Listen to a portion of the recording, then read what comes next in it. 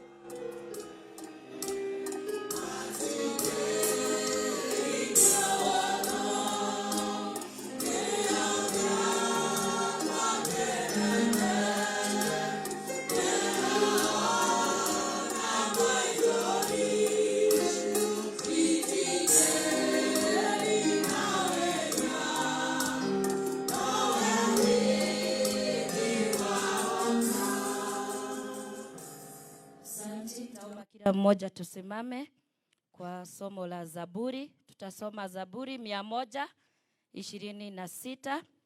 Zaburi 126. Psalm 126. Tutasoma. Bwana alipowarejeza mateka Sayuni, tulikuwa kama watu walioota ndoto. Vinywa vyetu vilijaa kicheko, ndimi zetu zilijaa nyimbo za shangwe. Ndipo iliposemwa miongoni mwa mataifa, Bwana amewatendea mambo makuu. Bwana ametutendea mambo makuu, nasi tumejaa furaha.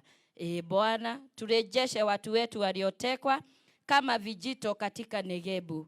Wapandao kwa machozi watavuna kwa nyimbo za shangwe. Yeye azichukuaye mbegu zake kwenda kupanda, huku akilia, atarudi kwa nyimbo za shangwe, akichukua miganda ya mavuno yake. Utukufu una Baba na Mwana na Roho Mtakatifu, ulivyokuwa mwanzo, ulivyo sasa, hata milele ni hivyo. Amen. Tuketi. Old Testament reading is taken from the book of Joshua, chapter 23, starting from verse 1 to 16. Joshua 23, from verse 1 to 16. After a long time had passed, and the Lord had given Israel rest from all their enemies around them, Joshua, by then a very old man, summoned all Israel, their elders, leaders, judges, and officials, and said to them, I am very old.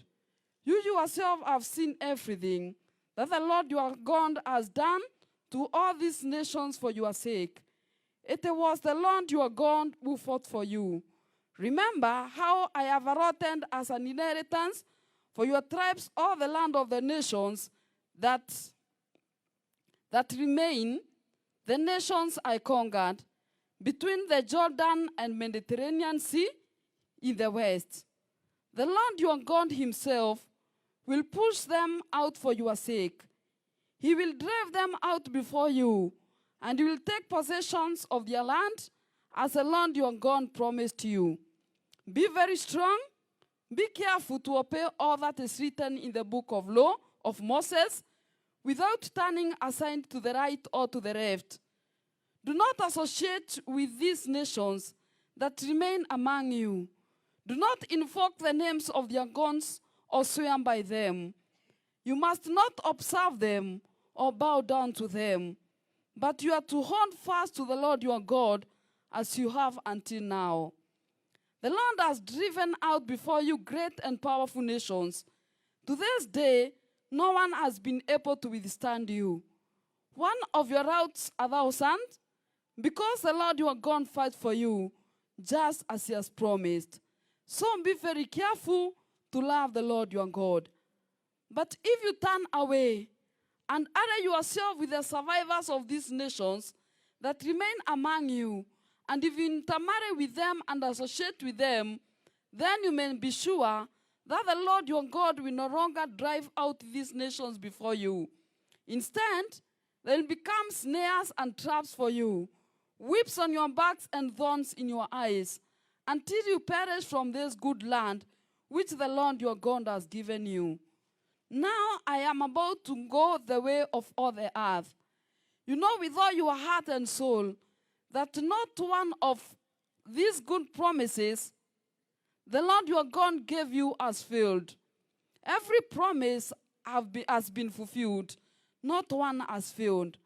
But just as all the good things the Lord your God has promised you have come to you, so he will bring on you all the evil things he has threatened until the Lord your God has destroyed you from this good land he has given you.